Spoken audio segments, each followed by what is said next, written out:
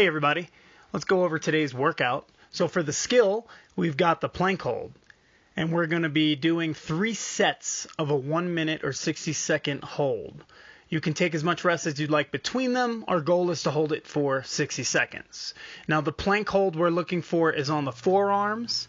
We're trying not to clasp our hands together or anything like that. Just keep your hands separate, elbows to the floor, forearms to the floor, and stay nice and tight in the abs.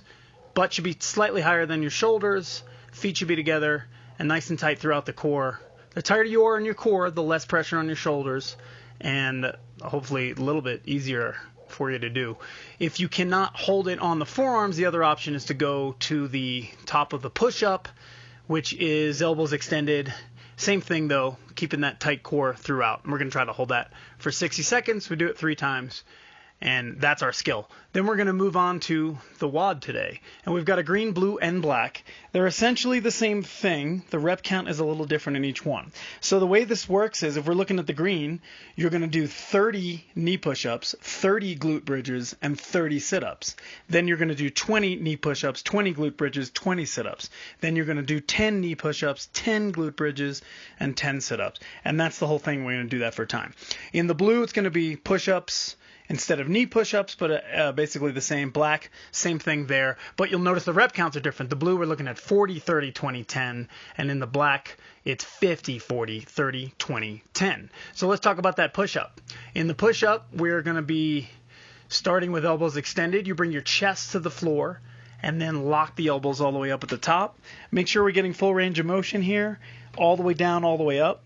We don't want to see you guys doing half push-ups. If you can't get the full push-up in, and there's a lot of volume here, maybe you started out with great push-ups and then they fall apart, then go to your knees. I'd rather see you on your knees getting that full range of motion out of the press than doing half reps. And in all honesty, sometimes those half reps are actually harder because you're fighting gravity the whole time on your way down, anticipating that you're not going to be able to come back up. So let's get those full range of motion, chest to the floor, elbows extended. If you can't find your failing and you can't get them, then take a break. This is for time. It's how fast you can do it with good form, but not just how fast you can do it with crap form. Okay, so if you can't do the full push-up, like I said, we'll be on the knees. Once again, chest to the floor, elbows extended, and that's our push-up. The next movement is the glute bridge. The glute bridge is often done with weight. We're going to do it body weight. So what we're doing here is starting on the floor. So your feet are flat, knees are high in the air, and your shoulders and butt are on the floor. Then what you're going to do with your hands out at your side is just raise your hips all the way up to full extension, as high as they'll go basically, and lock that out, lock your hips, and that's the end of the glute bridge. So you start with your butt on the floor, and then you go all the way up to extension. That's your glute bridge. Now, if you start doing these really fast, they can get sloppy, so yes, we're doing this for time, but with that being said, we don't want to just get sloppy. Make sure you're getting a nice squeeze in the glutes at the top and you're not just arching your back, which is really sloppy, and we don't want that. The next thing we're going to do is the sit-up. You guys know the sit-up. If you have an ab mat, use it.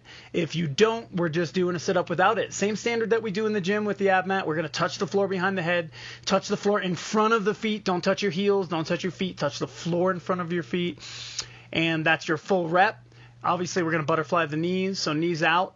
And the reason we do that is to take the hip flexors out of this, especially without an ab mat. Without an ab mat, you'll find your feet may come off the floor, or your butt starts to come off the floor. It's a little bit harder without that lumbar support to take your hips out of it. So butterflying your feet is a really smart way to go about that. So that's our workout. We're going to do either 30, 20, 10 of each movement, 40, 30, 20, 10, or 50, 40, 30, 20, 10 for time. Post your scores on Beyond the Whiteboard. We're getting a lot of posts up there. And guys, post them on social media. Tag us on there. And I'll be doing these at home every day. Hopefully you guys are as well. If you have any questions, of course, just text me, call me, or get us on social media. All right, we'll see you tomorrow.